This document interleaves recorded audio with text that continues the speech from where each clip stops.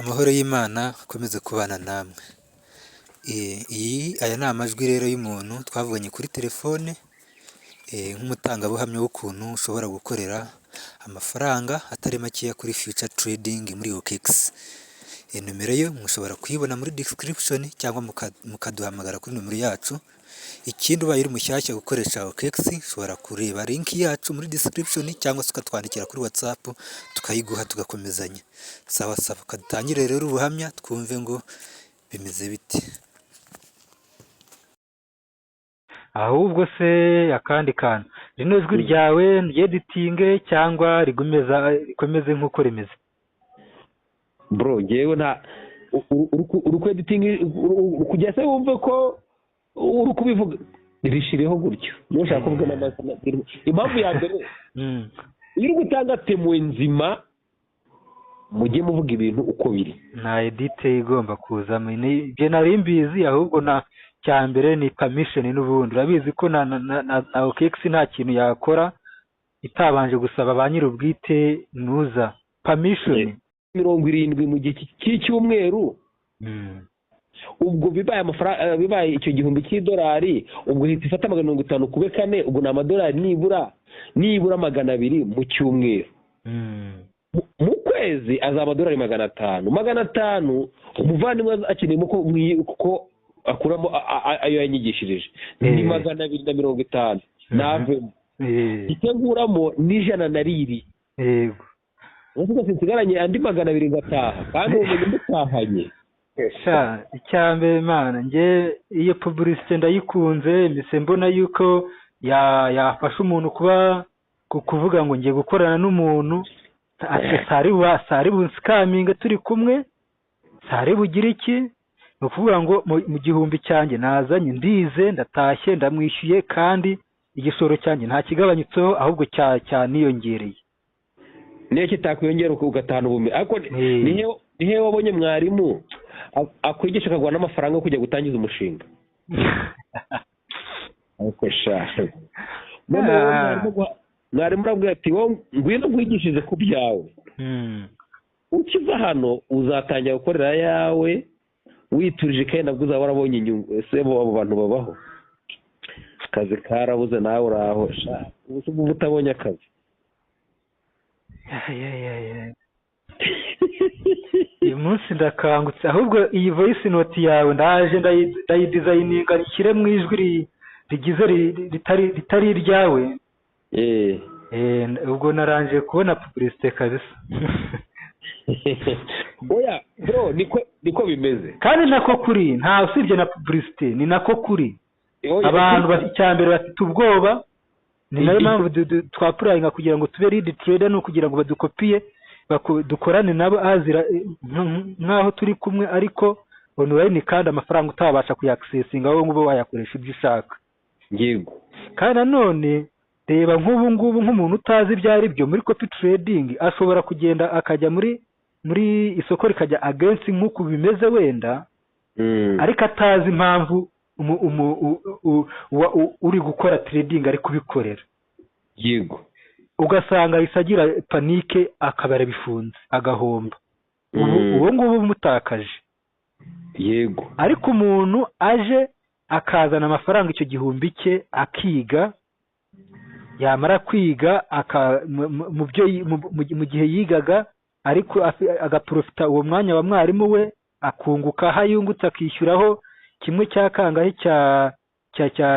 cyagomba kwishyura wenda bamuciye amadolari 220 cyangwa 210 akayayishyuramo yamara ubwo ni muri za nyungu yungutse then noneho yego agasigarana n'igishoro cye ubundi agataha kuko urumva ngiye twarakoranye niba dukorera hariya ubwo kuri 250 turamutse twicaye mfite icyo gihumbi cyanjye wabasha reka mvuge wenda nkurikije uko twakoranye umunani kandi wabonaga uri kuvuga ngo ntago buraturahomba tuba duhomba cyane pe urumva niba nzanye igihumbi cyanjye turaba turi kumwe ibyo urakora byose ni wowe uzi uragenda umbwira uti iyo bigeze hano ubikora gutya kugira ngo bitagenda gutya iyo bigeze hano isoko riba riri against you ubigenza gutya na gutya na gutya icyo gihe turi kumwe kuko nta handi hantu ndajya nawe urahari.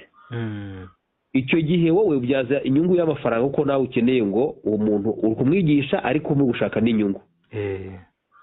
Icyo gihe najya gutaha azafata amafaranga yakoreye yego akwishyure, kandi nakwishyura niba yazanye $1,000 cyo kwiga, muzabona kwereka amake azaba ari 600 uko nakubonye, amake yanyuma azaba ari 600. Akwishyure ayawe 220 avemo, akuremo ibyo yariye n'iki byose, n'ubundi ntago azabura andi $150 asagura kuri bwa bumenyi atahanye n'igishoro cye kigifite.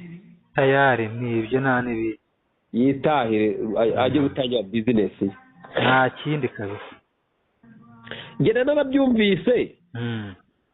Ahubwo wenda nuko wenda nyine byayo ryo banga umuntu atinya kuvuga n'ibiki byose, ariko ngiye ukimara kubimbwira nahise mvuga nti ya umuntu arakwigisha guhaye ubumenyi, aguhaye byose, arangije uramwishyuye. Kumwishyura uramwishyura n'ubundi ku byo yakoreye. Yayakoreye ni kwa kuno umwana ajya guhinga cyangwa akajya kuvoma ukamuhemba mu byo yakoze. Nibyo wowe ubundi ukora. Nuko abantu tukabyumva nyine bitugora kubyumva, ariko nibyo ukora. Amafaranga yazanye yakoresheje umubyara inyungu, none amubwira noneho mpemba, dore ngucuruje amafaranga mpemba.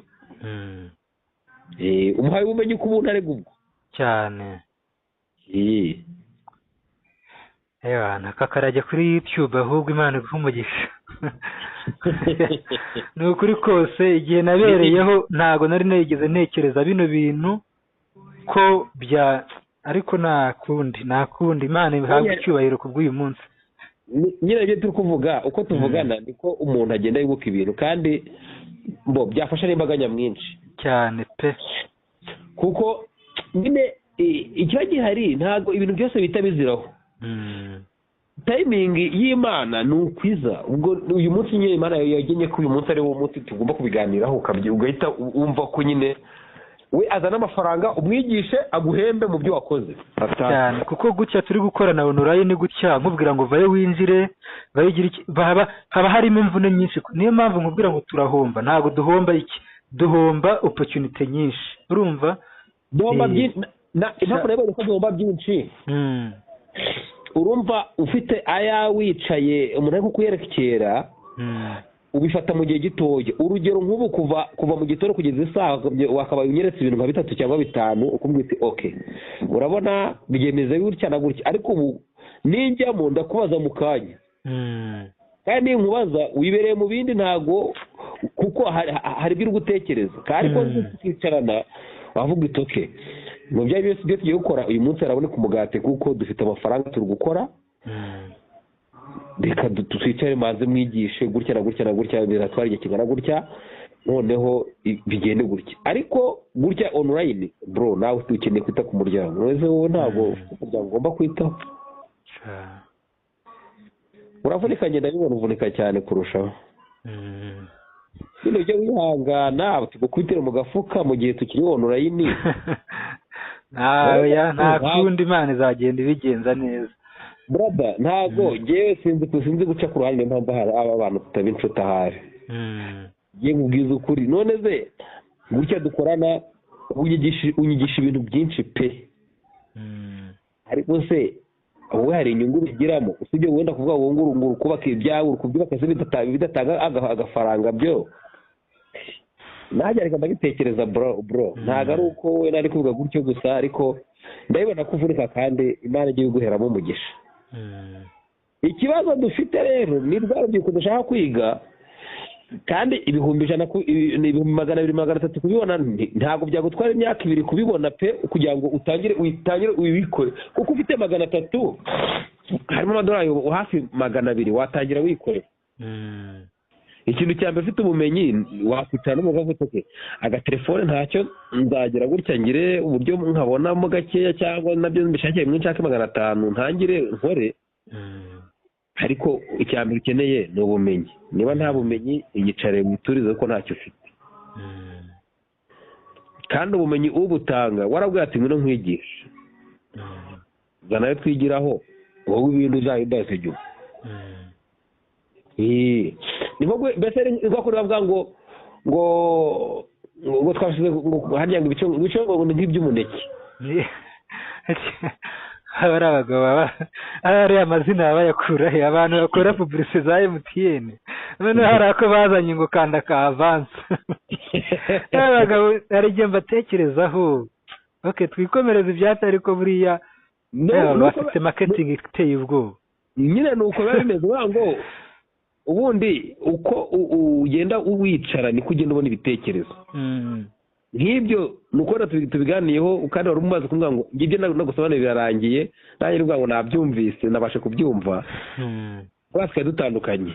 Yego, ariko ntabwo umenye ukuntu Imana ibikoze kugira ngo nibyo. So iyo rero ibaye indi opportunity Imana itanze kugira ngo nabyo ubitekereze nyine. Ariko ntabwo umuntu agana amafaranga ngo azasubize ngo igice cyapfa kuba yayazanye aje kwiga, urihemba ukamwita none ufata ibyawe wigendere cyane. Ubundi ikintu cya mbere ni ukuba yumva ko ibyo agiyemo azabyumva cyangwa azabiha umwanya. Ubu isomo muri iyi minsi ndi kwiga ni ukubasha kwikontorora, disipurine kabisa, no kumanza nkatekereza nyine nkabwine ibi ubwo mbwiye ko bimeze gutyo, ubwo ni uko nta mpamvu yo kugira ngo ibi ni ibyo. Ubundi ikintu cya mbere namaze kubona muri ibi bintu bisaba kuba umupro ubwawe ku giti cyawe, kumva ko ibintu ugiye kubikora ubupro, apana kuvuga ngo none ngo gutya. Jya mu bintu banza umenye ko ibyo ugiyemo biteye gutya na gutya na gutya, nyine ubashe kubiha umwanya, apana kuguruka uko wiboneye cyane rwose. None se kuri 50 ko mbona akazi dukora kaba kadanje tutari kumwe, tubaye turi kumwe no ku gihumbi cyanjye nazanye ndi kwigiraho, byaba bimeze bite ko byaba biteye ubwoba ahubwo kibaze ndi kugendinga ubumenyi, ndi kugendinga n'amafaranga.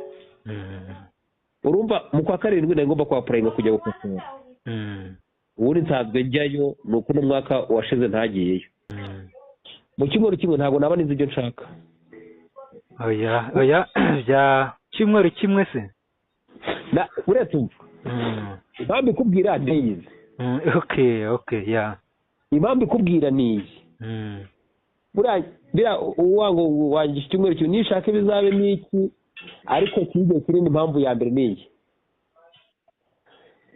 Icya mbere hari ukuntu mba nkeneye kugira manze niba ikintu puresha umuntu agira ngo none se ngo isoko rigenze gutya utarabyumvise neza, nyine mu kigo kiba hari ikintu uba hari ushobora no kugira kubaza akantu runaka, ariko mu kwezi cyangwa mu byumweru bibiri ntabwo wabona niyo kubaza ikintu andetaye ku buryo umenya ngo noneho iyo bigeze hano bakora iki, cyangwa ubibone kakakunda kubwiye ngo zose bigeze saa 8 z'ijoro zose zitangira rimwe kuri 0.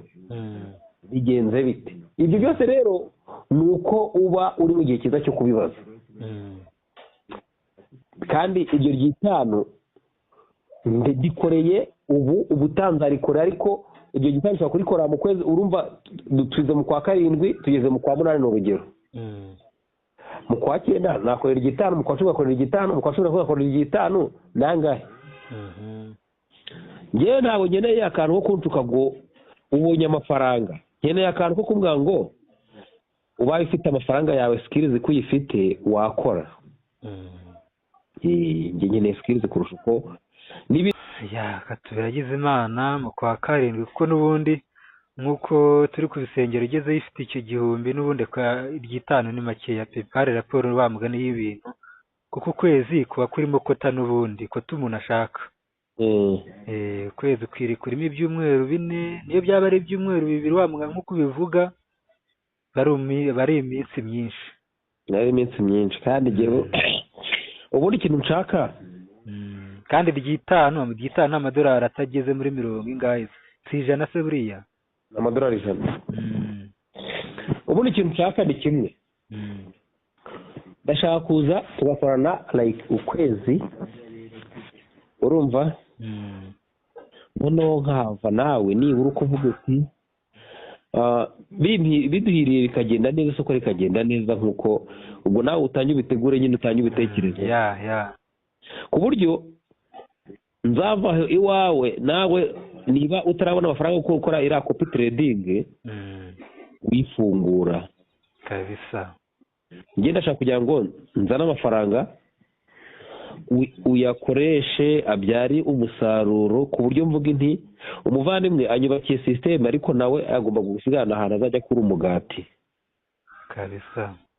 nkicara nkavuga inti umuvandimwe yega arangishije niyo nakubaza wenda ntabwo mwarimu buri kintu umubaza ariko nkaba nzi ko ngo nawe ndakubaje ariko nawe uyu munsi urarara uri ntabwo ari kwa kumva uvuga ngo nubwo mubaje ariko nzi neza ko urakinga barindwi ariko mana ya nkavuga ngo amushuba ko uyu munsi yego wenda mubajije akantu ariko ndabizi neza ko nawe nasize wenda hari ikintu mwubakiye nawe akavuga ati nabanye n'umuntu mfite umuntu nyine nafashe nawe aramfashije yego nkayazana ukayabyaza umusaruro yaba ari 500 nkavuga nti okay dore tangira nawe kopi trading nawe amadorari 500 utangira ukore. Yes, rero icyo ni kimwe ako ni kamwe mu gace twaganiye, gusa icyari cy'ingenzi ni uko umuntu wamubwiraga ngo uzana amadorari 220 maze wige future trading, agatangira gutekereza ngo ese na amadorari 220 ko ari menshi nayakura hehe, ariko mu by'ukuri wenda akaba ari wa muntu ufite ushobora kubona nka miliyoni 3 zo kuba ari aho ngaho agatinya gufata amazi nk'ibyo bihumbi 370 byo kwishyura cyangwa 400, ariko mu by'ukuri aje akiga, yamara kwiga n'ubundi aba yigira ku gishoro cye, ubwo yari kwigira ku gishoro cye kubera ko ari kumwe na mwarimu, akenshi akunze kubonamo inyungu. Izo nyungu agenda abona rero ku muntu ufite $1000 biroroshye yuko mu madorari 200 yakagombye kwishyura ashobora kwishyuramo 100 cyangwa se akishyuramo senkani, kubera ko ayandi yavuye mu nyungu yagiye yunguka mu gihe ari kwiga. Niba mwarimu akubwiye ngo injirira aha usohokera aha, urumva n'ubundi muba muri mu isoko haba hari inyungu mugenda mubona. Rero ugasanga n'ubundi ushoje kwiga ayo wakishyuye n'ubundi avuye mu nyungu za hehe z'igishoro cyawe. Cyane cyane ibi ngibi bikunze korohera umuntu ufite amafaranga $1000, ubwo ni $1.5 million z'amanyarwanda. Yego ndumva ari ibyo ngibyo. So rero ikiganiro wenda tuzakora utaha tuzabakorera ese ni gute, ndumva binahuriyemo byose. Ni ukuvuga ngo impamvu bihuriyemo, umuntu bishobora korohera dushobora kwemerera ko aza tukigana akabasha kuba yabyaza umusaruro amafaranga ye, ni umuntu ufite wenda $1.5 million nk'uko twari twabivuze, ubwo urumva ni cya $1000 n'ubundi ukabasha kukigiraho, noneho ukazabasha no kubona n'andi mafaranga ya tuition cyangwa se ya minerivare cyangwa se yo kwishyura uwakwigishije.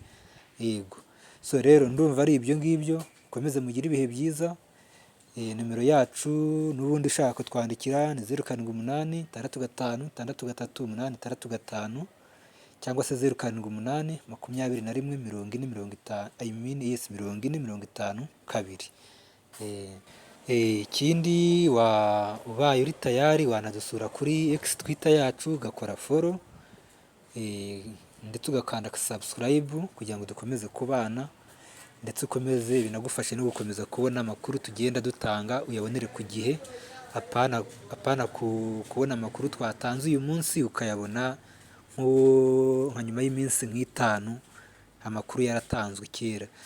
Sawa rero mukomeze mugire ibihe byiza.